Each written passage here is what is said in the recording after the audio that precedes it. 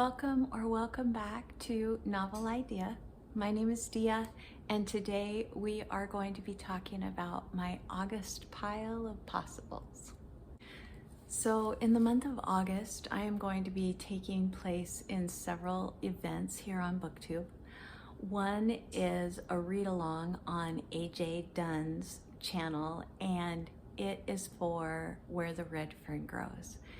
This is by Wilson Rawls. It's a reread for me, but I'm so excited to be reading it with a bunch of other people. AJ reads this book every single year. I have not read it that many times, but I have read it several, and I have never forgotten this story from the time that I was little when it was read to me by one of my teachers. Okay, so the next event on BookTube this month that I'll be participating in is Faust-a-thon, and this is being hosted by Christy at Dostoevsky in Space, and a few others. I think there are maybe 3 or 4 others that are doing it also, so I'll leave that linked down in the description box. I'll also link AJ's read-along.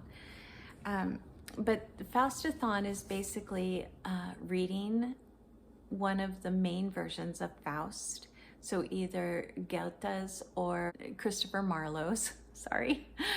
And Christopher Marlowe's is the one that I am going to be reading, and that's Dr. Faustus. It's a reread, but it has been probably 20 years since I read it, so I remember it well, but I know that there are going to be new things that are going to crop up and new things that others are going to be talking about that I've never thought about before, so I'm looking forward to it. The other thing that's happening in Faust-a-thon is that we are going to be reading different versions of Faust or different retellings of Faust. And so the 2 that I have chosen to do are Eric by Terry Pratchett, which is one of the Discworld books, and it's also a reread for me, but it has been quite a few years since I've read it also. And then I am going to read Hans Christian Andersen's original Little Mermaid, and I will be reading both of those, and those I think are going to be everything that I'm reading for Faust-a-thon. The third event that I am going to be participating in is Book Trek, and Book Trek is based completely around Star Trek. It can be Star Trek Next Generation, it can be Deep Space Nine, it can be anything Star Trek world. But I have chosen to just read one book, and it is actually going to be Enterprise: The First Adventure, and that is by Vonda McIntyre. And I just thought it would be fun to, if I was only going to read one, to just kind of start where it all began. And so that's what I am going to be reading for Book Trek 2022. And then the last 2 events that I am going to be participating in are Women in Translation, which is the whole month of August, and that isn't just here on BookTube. August is just dedicated to women writers whose works have been translated. So I will be participating in that, and then I'm also still participating in Tiffany at Beautiful Minutia's Summer Book Bingo, and I have completed 2 of the bingo boards already. I completed one in June and one in July, and started a 3rd one in July, so I will be working on it for the month of August. And I'm just doing that because I love the diversity that it brings to my reading, and so I am going to continue to do that in August as well. For Women in Translation Month, all of my books that I'm planning on doing for this are from the library, so I'm just hoping and praying that my holds come in at the library. But the first one is the 100 Shadows, and this is by Hwang, and it's basically about a district in Seoul, South Korea, that is kind of run down. I don't know if I would say slum, but it's very run down, and it's like kind of the old electronics district. And so it has a lot of repair shops and places to find things for older electronics, and it has been slated for demolition. And one of the people that is working in that district is it's their story that we are hearing about, and it has a little twist of maybe some magical realism, maybe some fantasy elements, where the shadows of the people who live in this district begin to rise. And they call it shape-shifting, so I don't know exactly what to expect, but it sounds like there's going to be some maybe fantasy, maybe magical realism elements in it. And it's just basically the story of these people in this district and how they fight against this demolition of their livelihood. So that's what that one is. And then I am going to be reading the summer book, and this is by Tove Jansson, and it is about a little girl and her grandmother, both of whom are dealing with things kind of at the beginning of life and at the end of life. But they spend a summer together on an island in a gulf somewhere around Norway. And this is translated from the Swedish. Did I say that the last one was translated from the Korean? I don't know if I did or not. And I will happily tell you who the translators are once I have the books. But the summer book is by Tove Jansson, and it's translated from the Swedish. And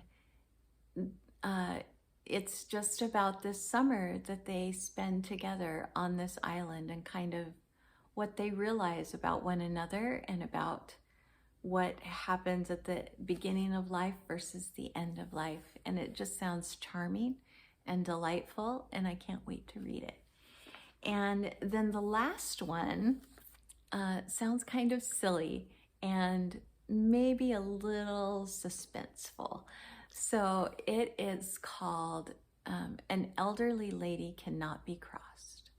And that is by Helene Tursten. And it is also translated from the Swedish. So this one tells the story of an elderly woman who is probably in her 80s, if I'm remembering correctly. And she, for her whole life, has had death kind of follow her. And so she, at the opening of the book, finds a dead body. And after things have kind of cleared up, some detectives show up at her door, and they want to know why her name keeps popping up in these cases where dead people show up. And so it is a set of, I think it said 6 stories that kind of chronicle her life and the dead people that have turned up throughout her life and how she was not really connected to it. And it reminds me a little bit of like a Mrs. Polifax, only in this case, she doesn't want to be involved. She just is. And so it's, it sounds like it's going to be a lot of fun. And so that is my last one for Women in Translation. I have some others that are on hold, but I don't think they're going to come in time. So if they do, then I'll let you know what those ones are when they come in. But otherwise, I think it'll just be these 3 for right now. So these other ones that I have on my pile of possibles, if I want to read something other than the readathon or the book trek or that kind of thing, whatever books I want to fill in with, basically.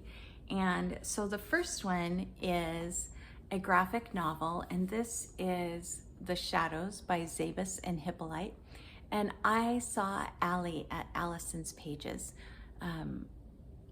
talk about this book and how it impacted her. So this is about refugees, and this is one refugee who has survived and who has made it through and is no longer in danger, kind of talking about the journey and how the experience of being a refugee kind of erases the boundaries and the differences between individuals, and yet how that also threatens your individuality. And so Allie really, really loved this, and the shadows are representative from what I understand. The shadows are supposed to represent the refugees that it met along the way that didn't make it, that are no longer with him, and they are just shadows in his memory.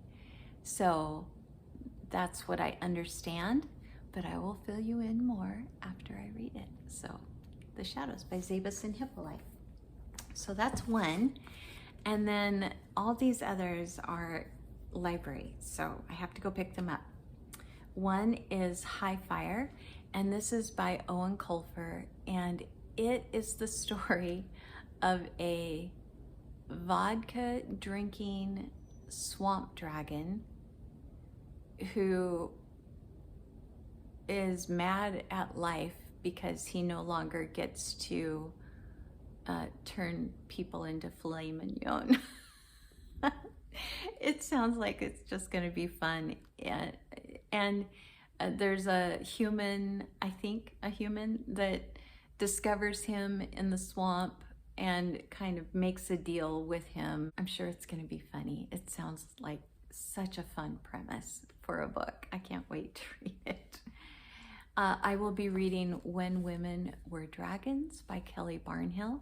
She is the author of The Girl Who Drank the Moon. And this is the story of 1950s America when there was a mass dragoning of women.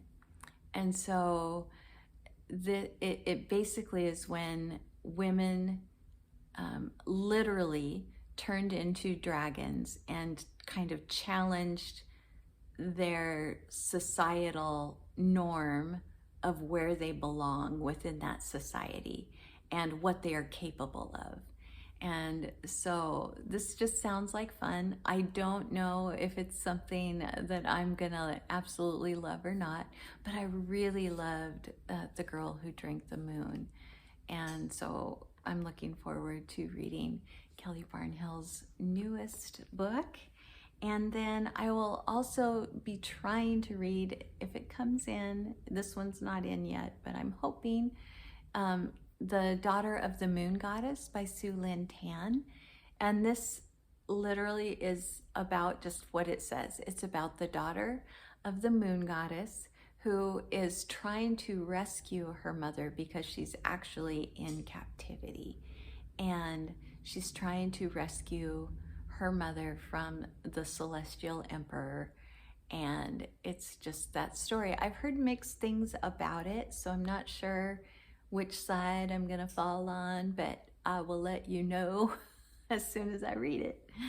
And then I also have Legends and Lattes, and this one I know is in, so I will be able to pick it up. I may try to do it on audio. This is a story about an orc warrior who no longer wants to be a warrior and has decided to move to a city and open a coffee shop. And it sounds like it's just going to be cozy and fun, and everything that I've heard about it has been positive. So I'm hoping that I'm really going to enjoy that one as well. Oh, I didn't say it's by Travis Baldree.